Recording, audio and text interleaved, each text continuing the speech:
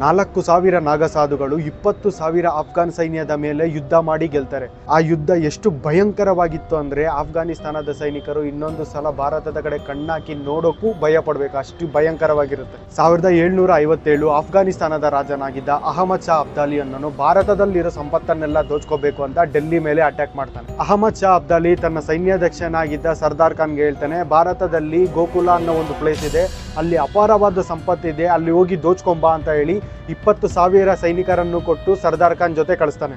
ಆದ್ರೆ ಸರ್ದಾರ್ ಖಾನ್ ಗೋಕುಲದಲ್ಲಿ ಚಿನ್ನಾಭರಣ ದೋಚ್ಕೊಂಡು ಹೋಗೋ ಬದಲು ತನ್ನ ಅಫ್ಘಾನ್ ಸೈನ್ಯದ ಹೆಣಗಳನ್ನೇ ದೋಚ್ಕೊಂಡು ಹೋಗ್ತಾನೆ. ಅಹಮದ್ ಶಾ ಅಬ್ದಾಲಿ ತನ್ನ ಸೈನ್ಯಾಧ್ಯಕ್ಷನಾಗಿದ್ದ ಸರ್ದಾರ್ ಖಾನ್ ಗೋಕುಲದಲ್ಲಿರೋ ಸಂಪತ್ತನ್ನೆಲ್ಲ ದೋಚ್ಕೊಂಡ್ ಬರ್ತಾನೆ ಅಂತ ಕಾಯ್ತಿರ್ತಾನೆ. ಆದ್ರೆ ಸರ್ದಾರ್ ಖಾನ್ ತಗೊಂಡ್ಬಂದಿದ್ದು ಮಾತ್ರ ಅಫ್ಘಾನ್ ಸೈನ್ಯದ ಹೆಣಗಳ ರಾಶಿಯನ್ನ. ಇದ್ರ ಬಗ್ಗೆ ಫುಲ್ ಸ್ಟೋರಿ ಬೇಕಿದ್ರೆ ನನ್ನ ಅಕೌಂಟ್ ಬಯೋದಲ್ಲಿ ಲಿಂಕ್ ಇದೆ, ನನ್ನ ಯೂಟ್ಯೂಬ್ ಚಾನಲ್ಗೆ ವಿಸಿಟ್ ಮಾಡಿ, ಅಲ್ಲಿ ಫುಲ್ ವಿಡಿಯೋ ಹಾಕಿದ್ದೀನಿ. ಈ ವಿಡಿಯೋ ಇಷ್ಟ ಆಗಿದ್ರೆ ಫಾಲೋ ಮಾಡೋದನ್ನ ಮಾತ್ರ ಮರಿಬೇಡಿ.